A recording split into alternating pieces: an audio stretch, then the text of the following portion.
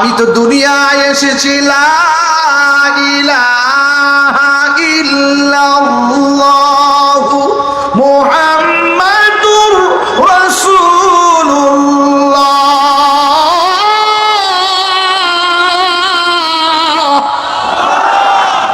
আমার যুবক ভাইয়েরা, তুমি যদি পাথর দিয়া এদেরকে মাইরা ফেলাও, আমি কার কাছে কালিমার দাওয়াত দিব? আল্লাহু আকবার কথা কেন? কে আল্লাহর জিকির করবে? কে আমি নবীর গান গাইব? জিবরাইল দরকার নাই।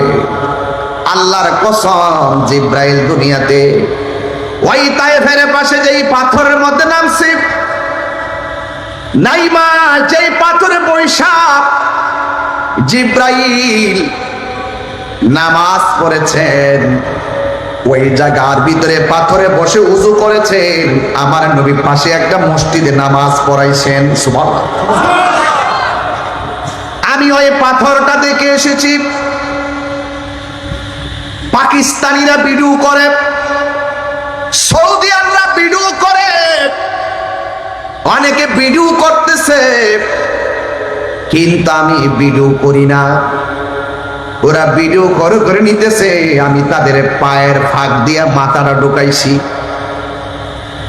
নিচ দিয়া মাথাটা ঢুকাইছি। এই পাথর সেই পাথর, যেই পাথরে আমার নবী হেলাম দিয়া বসছে, নবী রক্ত মুবারকের দাগ লেগে আছে। আমি ওই সৌদি আরব আমারে শিরিকের ফতোয়া দিবে নাকি বেদাতি বলবে, আমি চুল পরিমাণ তাদেরকে এলাও করি নাই। নবীর পাথর মুবারকের রক্ত মুবারকের দাগ দেখে আমি চুমা দেই নাই। আমার জিহ্বাটা নিয়ে পাথরের মধ্যে ঘষা দেওয়া শুরু করলাম। আল্লাহু আকবার। যুবক ভাইরা আমার, এটার পাশে একটা মসজিদ। ওই মসজিদের চতুর্দিকে কার্পেট দেওয়া আছে, সব দিক দিয়া শুকনা। একটা জায়গা দিয়া ভিজা ভিজা।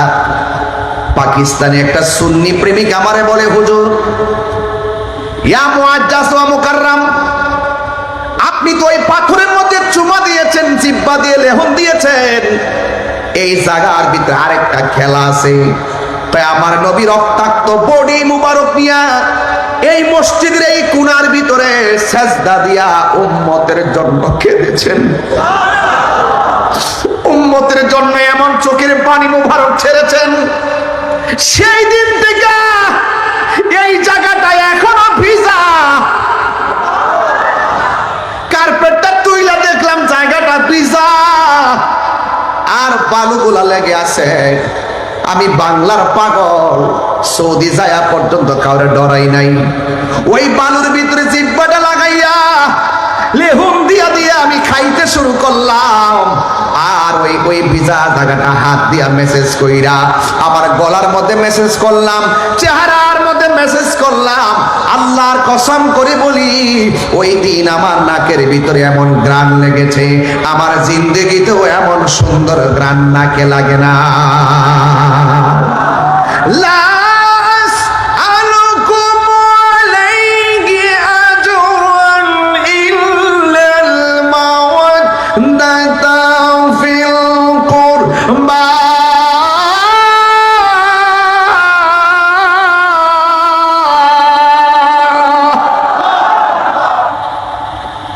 আল্লাহ রাব্বুল আলামিন হাবিবের জবান মুবারক দিয়া বলে, লা আসআলুকুম আলাইহি আজরা।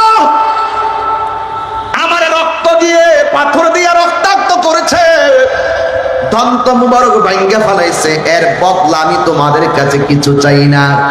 আমি চাই শুধু ইল্লাল মাওয়াদ্দাতা ফিল কুরবা, আমি চাই শুধুমাত্র আমার আহলে বায়তের মহব্বত। জোরে জোরে কি সুবহানাল্লাহ বলা যাবে না? এই জন্য আমি ওয়াজটা বুঝাইতেছি, বুঝার জন্য। আল্লাহর হাবিব বলে, আমি কোনো কিছুর বদলা চাই না, আমি চাই শুধু আমার আহলে বায়তের মহব্বত।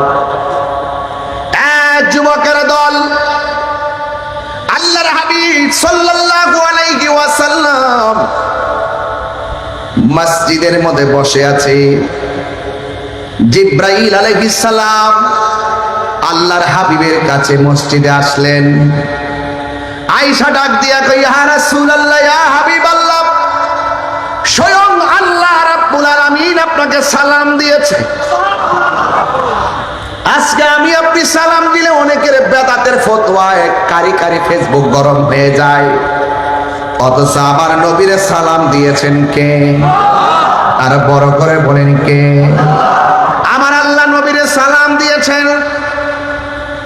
নবীরে সালাম দিয়া কই, ইয়া রাসূলুল্লাহ, নবী গো, আল্লাহ আমারে একটা কথা বলেছেন। কয় কি?